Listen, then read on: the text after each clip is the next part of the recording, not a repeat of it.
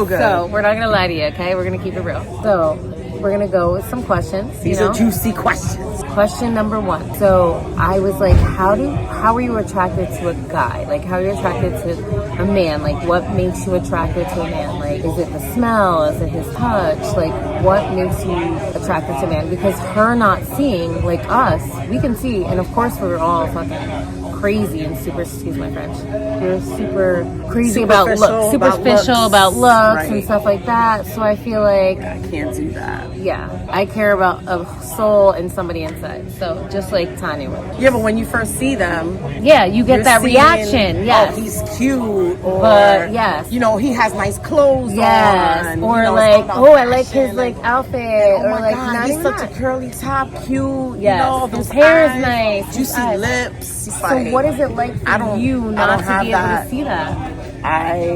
It's a voice for me. Okay. A voice, and you know, I don't have that superficial vision, you know, so it's about voice, it's about energy, you know. I mean, she likes them really tall. Personality. You gotta be up there for her, you know. So little, anybody out there, you know, Tanya's available. This is not true. She don't know no better.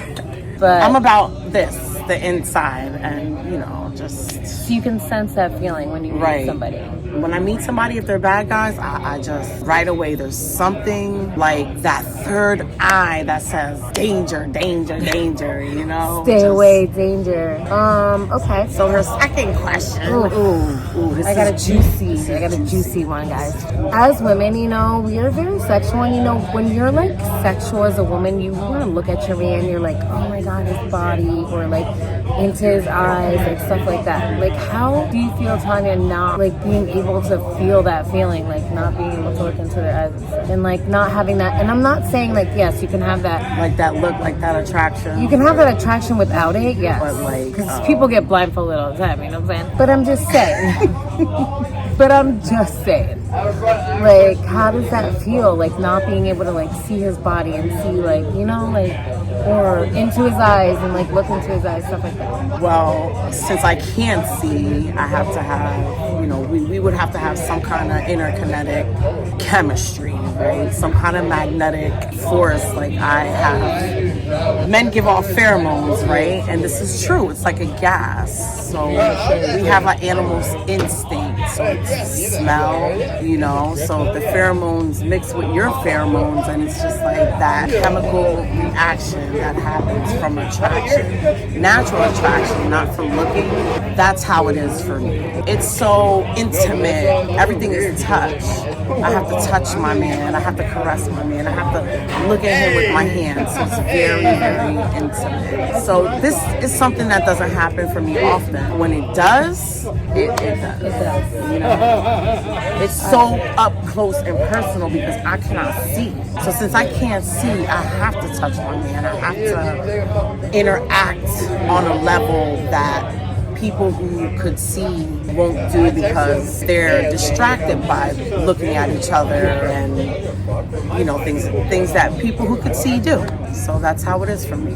So I have to get off track of like the personal, like us, like, you know, sexuality, whatever level, and I want to get deeper into like your children, like, and you have grandchildren, so I feel like, how is that, like, not being able to see your granddaughter's babies, or not being able to, like, you know what I mean, or see the kids, like, your kids grow up, like, see their face, like, you know what I'm saying? As moms, we appreciate that. That's, like, what we do every day, is we want to see our kids. So I just want to know, like, from a personal level, and I'm sorry to get so deep and change it up, but I feel like that would probably be, like, it is same thing, like any kind of interaction with them, it has to be up close and personal. So I do things that we're always touching, right? So I taught the girls to ring around the rosy all the time, and London Bridge, and laying on the floor with them, because I can't do the regular thing, and it breaks my heart. What's the worst part about it is I can't take them to the park. I can't do things alone by myself with them. I just want to throw them in my car and take them to the zoo, and I don't have that privilege, and that hurts me. However, I'm blessed, and we have so much fun. And I love that. And yeah, they're so smart. And I'm sorry to get deep on that, No, but I feel like it's fine. very It's important fine. No, it's to good. talk about It's it because good. I feel like people want to know, like, and I feel like you are such And I a just strong tell person. them, Like, I just tell them, you know, Alune, she's only 1 year old, which is my oldest daughter. It's like a little porcelain doll. Aurelia is Avery's daughter, and she's gonna be 3 years old soon, and she's starting to understand, you know.